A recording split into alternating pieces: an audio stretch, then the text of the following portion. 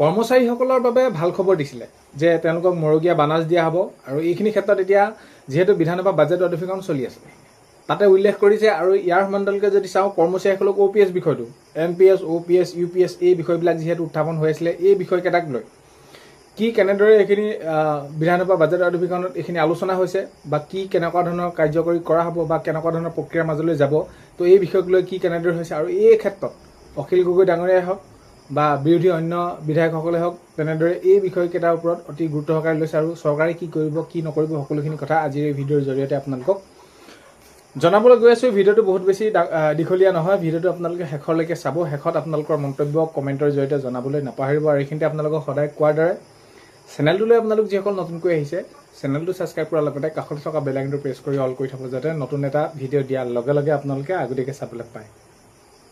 যদি ভিডিঅ'টো চাই ভাল পায় লাইক এটা কৰি দিব আৰু শ্বেয়াৰ কৰি দিব বুলি আশা কৰিলোঁ। এতিয়া প্ৰথমটো খবৰ যদি চাওঁ তেনেহ'লে যি কৰ্মচাৰীসকলক মৰগীয়া বানাজ দিয়াৰ কথা আছিলে জুনৰ পৰা, তো এতিয়া কেতিয়ালৈ পাব, কেতিয়ালৈ দিয়া হ'ব, কেতিয়াকৈ তেওঁ কৰ্মচাৰীসকলৰ হাতত পৰিব, তো এইখিনি সুবিধা কেতিয়ালৈকে কাৰ্যকৰী কৰিব এই বিষয়ক লৈ প্ৰশ্ন উত্থাপন কৰা দেখা গ'ল। অখিল গগৈ ডাঙৰীয়াই তেওঁ কৈছে যে অতি সোনকালে এই বিষয়টো গুৰুত্ব সহকাৰে লৈ সোনকালে ৰূপায়ণ কৰিব লাগে, কাৰ্যকৰী কৰিব লাগে। এনেই কাগজ কলমত থৈ দিলে নহ'ব, তেওঁলোকক দিব লাগে। কাৰণ কেলৈ কৰ্মচাৰীসকলক যিহেতু দিম বুলি কৈছিলে, এইটো দিয়াক লৈ যদি বেছি পলম হৈ থাকে তাতকৈ আৰু দুখৰ বিষয়ে একো হ'ব নোৱাৰে।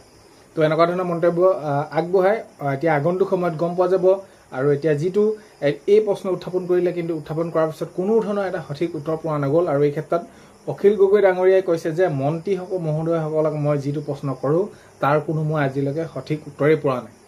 মই যিটো প্ৰশ্ন কৰোঁ তাৰ ওলোটা প্ৰশ্ন এটা উত্তৰ দিব আৰু বিশেষ মই নুসুধাকৈ মই যিটো প্ৰশ্ন নুসুধোৱে তাৰ আওকাণ কৰি বেলেগ এটা প্ৰশ্ন উত্তৰহে দিয়াত লাগেগৈ। তো এনেকুৱা ধৰণৰ মন্তব্য আগবঢ়াইছে। অতি সোনকালে এই যিটো বিষয়টো অতি সোনকালে কাৰ্যকৰী কৰিব লাগে এইদৰে মন্তব্য আগবঢ়াইছে। আৰু আটাইতকৈ আৰু এটা গুৰুত্বপূৰ্ণ বিষয় যিহেতু এতিয়া আপোনালোকে গমে পাইছে যে NPS OPS UPS, তো এই বিষয়বিলাকক লৈ অখিল গগৈ ডাঙৰীয়াই মন্তব্য কৰি কৈছে যে এটা বিষয় এটাতে সেইখিনি হ'ব লাগে যে OPS যদি হয় OPS হ'ব লাগে, তো সকলোৰে বাবে সমান হ'ব লাগে।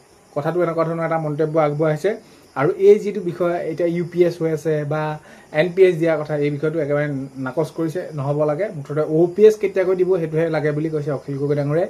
OPS অতি সোনকালে কাৰ্যকৰী কৰিব লাগে। কাৰণ কেলৈ এই NPSত যদি কোনোবা এজন কৰ্মচাৰী অন্তৰ্ভুক্ত হৈ অৱসৰ গ্ৰহণ কৰিছে তেওঁলোকে কিমান পেঞ্চন পায় আৰু বিশেষ বহলাই কোৱাৰ প্ৰয়োজন নাই। বিশেষকৈ যদি আমি চাওঁ তেনেহ'লে 2013 চনৰ কোনোবা এজন শিক্ষাগুৰু পদপাতি কৰোঁতে এতিয়া অৱসৰ গ্ৰহণ কৰিছে, এতিয়া NPS হিচাপে তেওঁলোকে খুব বেছিতকৈ বেছি 1500, 2000, 3000 টকা পায়, যিটোৱে নেকি তেওঁলোকে একেবাৰে চলিবলৈ নহয়। এই বৃদ্ধ বয়সত ইমান দিনে 20-25 বছৰ 30 বছৰ দিন কাৰ্য কৰি তেওঁলোকে সেইখিনি শিক্ষকতা কৰি বা এই চৰকাৰৰ বাবে কামসমূহ কৰি, তো তেনেদৰে শেষ পৰ্যায়ত যদি তেওঁলোকে বৃদ্ধ বয়সত নিজৰ স্বাস্থ্যৰ যত্ন ল'বৰ বাবে যদি তেওঁলোকে ঔষধ ক্ৰয় কৰিবৰ বাবে যদি সামান্য টকা নাথাকে ঘৰ পৰিচালনা কৰিবৰ বাবে চাবৰ বাবে, পোহৰ পৰিচালনাটো বাদে নিজেই তেওঁলোকে সেইখিনি যদি নিজৰ যত্ন ল'বৰ বাবে নাথাকে তাতকৈ আৰু দুখৰ বিষয় কি হ'ব লাগে। মুঠৰ ওপৰত OPS হ'ব লাগে। NPSত কিমান তেওঁলোকে পেঞ্চন পায় সেইটো আমি বিশেষ বহলাই কোৱাৰ প্ৰয়োজন নাই। অখিল গগৈ ডাঙৰীয়াই বিভিন্ন ধৰণৰ তেওঁলোকে মন্তব্য আগবঢ়াইছে। মুঠৰ ওপৰত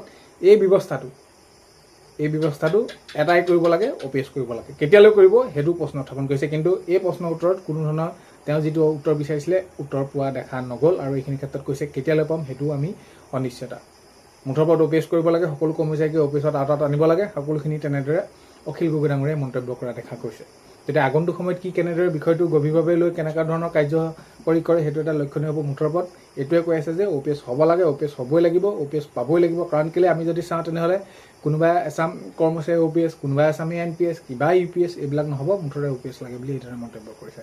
তো আপোনালোকৰ মন্তব্য কমেণ্টৰ জৰিয়তে জনাবলৈ নাপাহৰিব। আৰু এইখিনি সেয়ে ভিডিঅ' প্ৰথমতে কোৱাৰ দৰে ভিডিঅ'টো আপোনালোকক চেনেলটোলৈ যিসকল আপোনালোক নতুনকৈ আহিছে চেনেলটো ছাবস্ক্ৰাইব কৰাৰ লগতে কাষতে থকা বেল আইকনটো প্ৰেছ কৰি অল কৰি থ'ব যাতে নতুন এটা ভিডিঅ' দিয়াৰ লগে লগে আপোনালোকে আগতীয়াকৈ চাবলৈ পায়। আজিলৈ মানে অন্য এটা ভিডিঅ'তে লগ পোৱাৰ আশাৰে